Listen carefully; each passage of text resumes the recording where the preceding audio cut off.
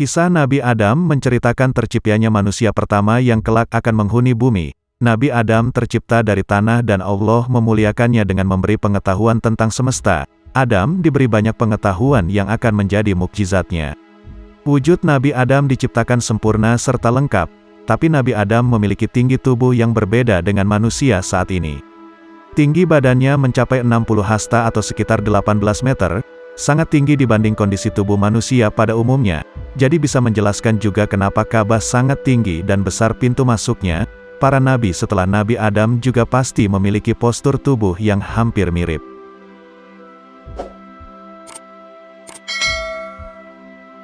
Asal mula penciptaan Nabi Adam. Dikisahkan dalam kitab suci Al-Quran bahwa Allah bercakap-cakap dengan malaikat. Allah memberitahu malaikat bahwa akan ada penciptaan makhluk yang dinamai manusia. Manusia akan mengemban tugas sebagai khalifah di bumi. Malaikat protes dan tidak setuju dengan hal yang direncanakan. Malaikat yakin kalau manusia hanya akan membawa bencana bagi bumi. Mereka akan membuat kerusakan, permusuhan dan juga pertumpahan darah. Malaikat merasa keberadaan dirinya saja sudah lebih cukup sebagai ciptaan Allah, karena mereka senantiasa bertasbih, memuji dan mengagungkan Allah. Allah berfirman bahwa Dia mengetahui apa-apa yang tidak diketahui oleh malaikat. Setelah Nabi Adam diciptakan, Allah memberi perintah pada malaikat dan iblis untuk bersujud padanya. Walaupun para malaikat diciptakan dari cahaya, mereka taat pada perintah Allah.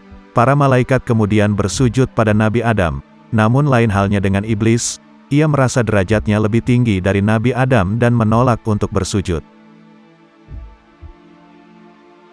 Iblis memang diciptakan dari api, itu sebabnya ia tidak mau bersujud pada Nabi Adam. Adam yang diciptakan dari tanah dianggap lebih hina kemuliaannya oleh iblis. Surat Al-Baqarah ayat 34 menjelaskan hal ini.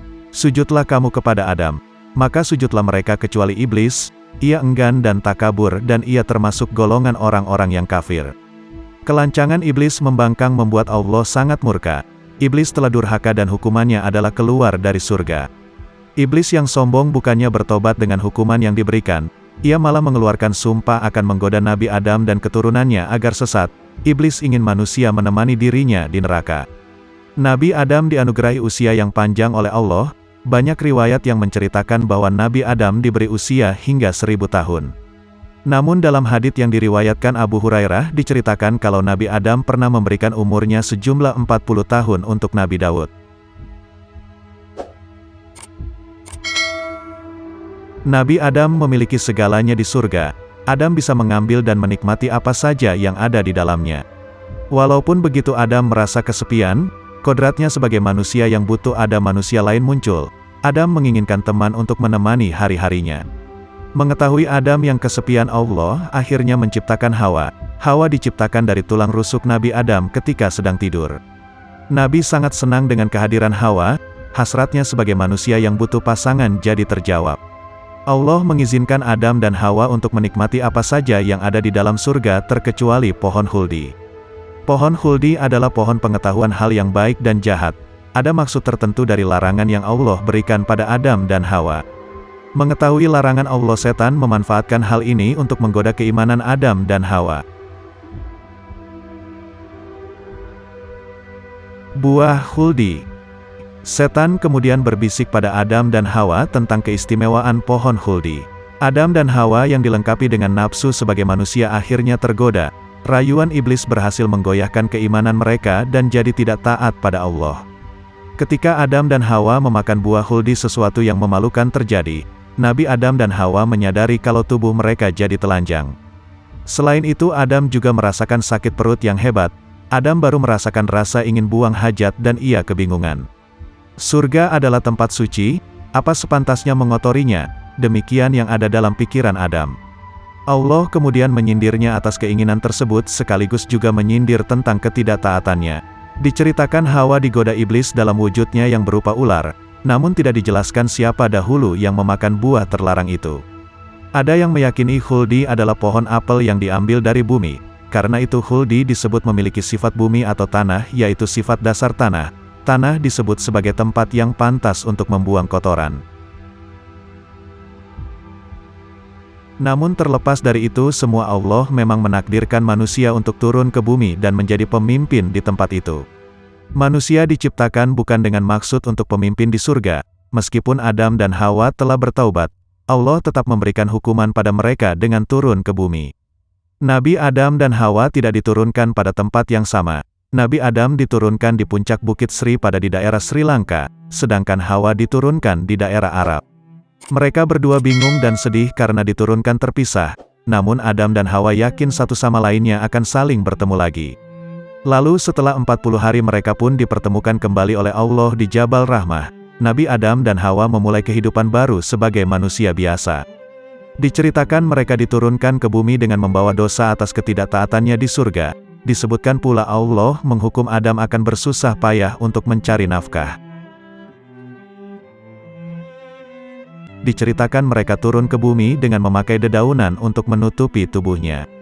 Ketika berada di bumi dedaunan itu jadi kering dan kemudian rontok. Dipercaya segala wewangian yang tercium di Hindia berasal dari daun-daun tersebut.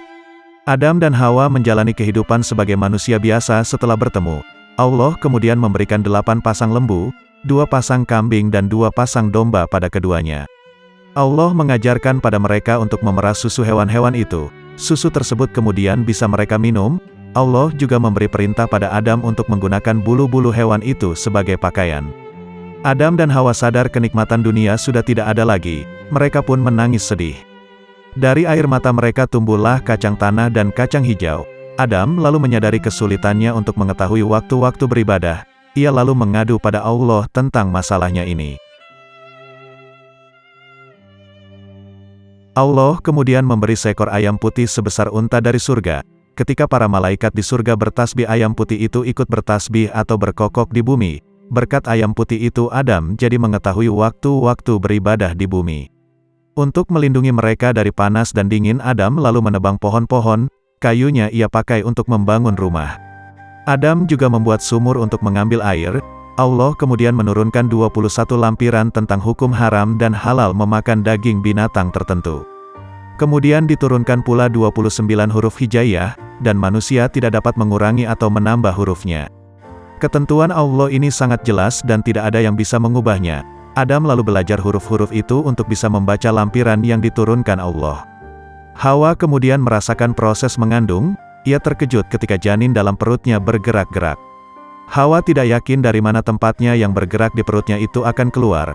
Ketika waktu melahirkan tiba, Hawa merasakan proses sakitnya. Hawa melahirkan anak kembar yaitu Habil dan Layutsa.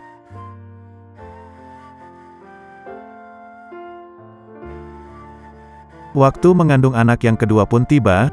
Hawa melahirkan anak kembar Kabil dan Iklima. Sepasang anak laki-laki dan perempuan selalu dilahirkan olehnya. Diceritakan Hawa melahirkan dan mengandung sejumlah 20 bilangan. Setiap melahirkan pasti sepasang laki-laki dan perempuan. Diceritakan juga anak yang dikandung Hawa sebanyak 200 orang. Semua dilahirkan kembar kecuali Syits yang memiliki Nur Mustafa Shallallahu Alaihi Wasallam di keningnya. Dikisahkan juga anak cucu Nabi Adam bertambah terus hingga 40.000 orang laki-laki dan perempuan. Pada saat anak cucu Adam berkembang, banyak terjadilah pertengkaran dan pertikaian. Maka Allah memberinya tongkat dari surga untuk mendidik mereka yang membangkang. Nabi Adam dianugerahi karunia bisa merasakan detik-detik akhir masa hidupnya, sehingga ketika ajal itu hendak datang, Nabi Adam tampak seperti telah mempersiapkan semuanya. Nabi Adam memulainya dengan mengajukan permintaan terakhir kepada putra-putranya, yakni ingin memakan buah surga. Permintaan ini sulit bila harus dimaknai secara harfiah, karena di alam dunia yang serba fana ini buah surga mustahil ditemukan. Surga hanya ada di alam akhirat. Sebab itulah ada ulama yang menafsirkan bahwa permintaan akan buah surga merupakan isyarat bahwa Nabi Adam tengah dilanda rindu akan kebahagiaan surgawi yang pernah beliau tinggali sebelum turun ke bumi. Inilah sinyal bahwa kewafatan beliau semakin dekat. Para malaikatlah yang mencabut nyawa Nabi Adam, lantas memandikannya, mengkafaninya, memberinya wewangian, menyiapkan liang lahat dan juga mensalatinya.